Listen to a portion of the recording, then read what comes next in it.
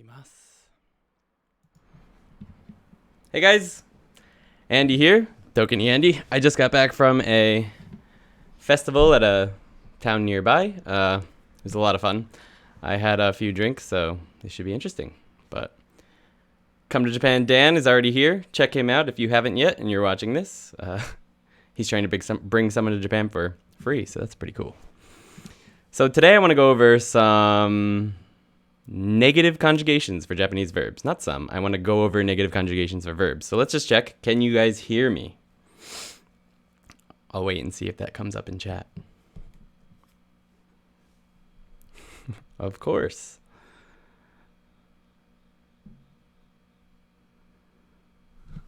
Based on that, thanks. I'm guessing you can hear me. So good to see you guys here. So I'm playing around with some stuff in this streaming thing now. So let's jump over to the lesson ticker. Let's see if I can make this thing work. Going back to. So today we're going to cover the negative conjugation of Japanese verbs. Dan, I know you don't need this, but if you hang out anyway, that would be awesome. So let's pop over to here. So today we're covering all the informal negative conjugations. Now the good news is, just like the mas form of verbs, these have a little trick to them. So all verbs end in an u sound. So you've got u, ku, su, tsu, nu, mu, du, u, gu, and bu. And they just change to the a sound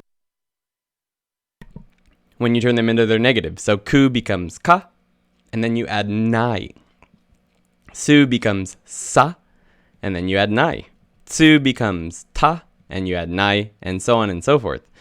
So let's just jump right into it and go over all of those right now. So our first one is ku. Ku becomes ka plus nai. And our verb for today for ku is aruku, which means to walk. And the conjugation, the negative, is arukanai. So that means I don't walk. This is the kanji, so it's the same word. So ku becomes kanai. Aruku becomes arukanai. Thanks, Dan. It's a new little setup. I'm sure everyone is psyched to see PowerPoints. Yay. So our next is su. Su becomes, that's wrong. Wow, that's just completely wrong. Let's get out of that. Su becomes, for some reason I did the past tense, sanai. And let's start that over again. Sanai. All right, so su becomes sanai. And our verb for today for su is hanasu.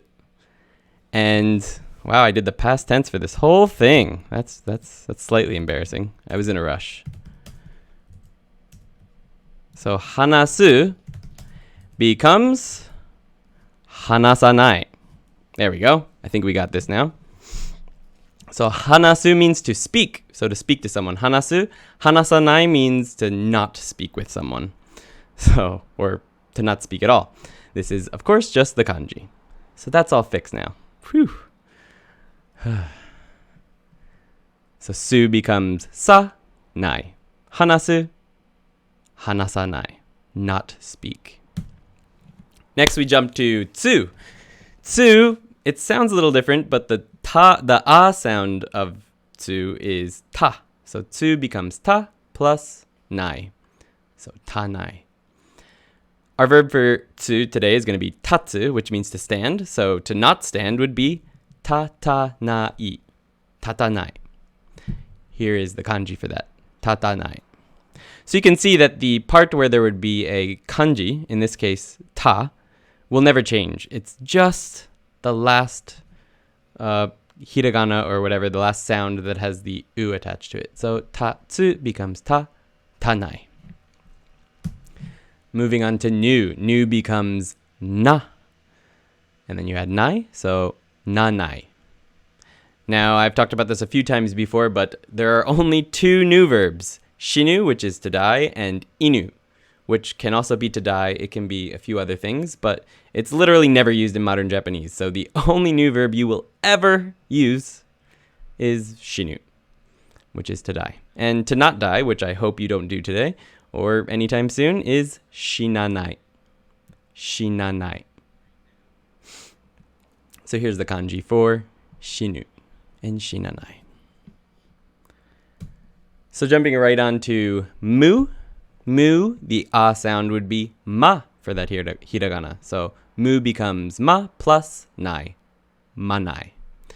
Our verb for ma today is going to be nomu, which is to drink. So to not to drink would be nomanai. Nomanai. Here's the kanji for that. Nomu, nomanai. So you can see there's a pattern here. The u sounding hiragana is just turning into an ah sounding correlation. So m. So mu becomes ma. And then you add nai. Du, you change to ra and add nai. Du, danai. Our do verb for today is noru, which is to get on. So to get on a train or to get on a bike. So noru becomes noranai. Noranai. And here's the kanji for that. Jumping right into u. Now this one's a little tricky because you wouldn't change it to what you would think, which would be u. For example, here it would be anai. Instead it's wa. So u becomes wa nai. So utao, which is to sing, turns into utawanai. Utawanai. So if you don't want to sing, you would say utawanai. And here's the kanji. Now, just to take a break, today I did sing. I sang kiari, which is what is kiari? I don't even know what that actually means. It's basically like a blessing on a house. It's the first time ever. I've done about 10, 12 omikoshis in my life, which is just carrying around a shrine all around town. And then you stop at people's houses, and then you sing this blessing. And I've never sang it, and they forced me to sing it tonight. And I was stupidly nervous, but I did it, and it was a lot of fun. So in that case, I did sing. So I would say utao, utaimashita. But if I didn't want to sing, I would have said utawanai. All right. So moving on to gu verbs. Gu becomes, this one's easy, ga. So ganai. Our verb for today is isogu, which is to hurry up, or to hurry up basically. So isogu becomes isoganai. Isoganai. And here's the kanji for that. Our last one, well, there's a couple more, but the last regular one is bu. Bu becomes banai. Banai. And our verb for today is asobu, which means to play. So if you don't want to play, you'd say asobanai. Or if you didn't play, asobanai. And here's the kanji for that. Asobanai. Isoganai de kudasai. All right, I'll try not to rush. I maybe am rushing a little bit. Thanks. Isoganai de kudasai. That's another form we're going to have to cover soon, the te form. Thank you, Dan. So now there's another type of verb. These are ichidan verbs, and they are iru and edu verbs. And they are conjugated a little bit differently. So even though iru and edu verbs end in du, you don't change them to danai. Instead, you keep the e sound and just add nai. So it's a little confusing, but if you look at miru, which means to look, you literally just cut the ru and add nai. So miru becomes minai. And the mi, so it's the m sound with an e. That hiragana is mi, and that's why we call it iru verbs. It's a little confusing because there's no actual iru in the verb, but the hiragana mi ends in an e sound. So that's why it's a iru verb. Little confusing. But anyway, if it's an iru or an edu verb, you just cut the ru and add nai. So in this case, miru becomes minai. And here's the kanji for that. It looks like a little eye with legs. An eye like this kind of eye with legs. That makes it really easy to remember. Our edu verbs are the same. You just cut the ru and add nai. So our verb for this one is neru, which is to sleep. And for that, you just cut the ru and say nenai. nenai. I'm not gonna sleep. I should sleep right now, but yeah, nenai. I'm not gonna sleep yet. Well, in a little bit. So these are the exceptions to those iru-eru rules. There's 8 exceptions. So these verbs would be conjugated the same as regular do verbs. So we've got hairu over here, which is to enter. So you would just conjugate that like a normal do verb. So it would become hairanai. Then we got hashiru, which is to run. Just like a normal do verb, it becomes hashiranai. Iru, which is like to exist, to be, I guess. I don't know. I'm not going to get philosophical tonight. But iru becomes inai. Iranai. Inai. Is that an exception? Inai. It's a weird exception. But it becomes inai. So I guess that is a regular iru verb. I don't know. I have to think about that one. It becomes inai. So kairu, which is to go home, becomes kairanai, despite being an eru verb. And kagiru, which is to limit something, even though it's an iru verb, it becomes kagiranai. Kiru, which is to cut, becomes kiranai. Shaberu, which is to speak, just like hanasu, kind of, but a little more informal maybe, is shaberanai. What's up, Yuki? She has something to say about shaberu. Let's hear. No, nothing. Not about shaberu. About? Kagiru? No. Kiru. Iru. Iru. But Hi. to be is iru, inai, right? Yeah. But Inai iru. Like, I want. When you that. want something. This is the different iru verb. This is I want something. Right. So this iru is not to exist. I made a mistake here. This iru is actually to want. So this iru becomes iranai, which means I don't need. Not to want, yet to need. So the exception is not the iru to exist. It's the iru that means to need. So I made a mistake there. So it's actually iranai, which is I don't need. Thank you, Yuki, for catching that. I don't know how I didn't catch that one. So shiru, jumping back over here, is shiranai. I don't know. All right. Good catch.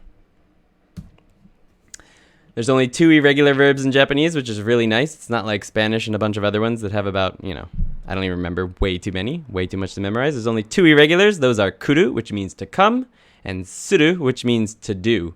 And you add suru to lots of other sort of nouns or whatnot to make it doing, like benkyou suru, which is to study, and to do it. So to study is benkyou suru. So they're a little different, so let's just go over them quick. Kuru, which is to come, changes completely to konai. Konai. And this is just the kanji version of that. Suru becomes shinai. So you really just have to memorize those, but the fact is you use them so much that when you do memorize them, it'll be really hard to forget them because you use them constantly. All right. And that's it. That is the negative that's the negative conjugation for informal verbs in Japanese. It's actually pretty straightforward. It's about as easy as the mas form. Yeah. So let's jump over to this. What's up? You had something to say? Yuki has something to say again. Hi. I remember that thing, and suru and iru are saying like Suru and iru. That to exist and suru to do is super irregular one, right? And iru to exist is also irregular. Suru and iru is. Iru isn't irregular. It's a regular iru verb. To exist. It becomes inai.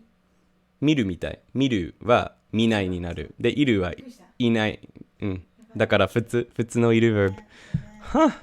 I actually knew something more than this Japanese person over here. That's exciting. Anyway.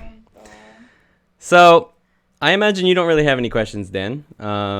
Is anyone else here? I don't know. Does anyone have any questions? Maybe I'll just talk for a minute or two. So yeah, I used to do these festivals at the next sort of, not town, but like the city is sort of cordoned off into little areas. And I used to do an omikoshi, which is carrying around a shrine. And going house to house. And Danielle, hey, how you doing? She's the one that introduced me to these, actually. So she introduced me to the one in the area called Kitajo.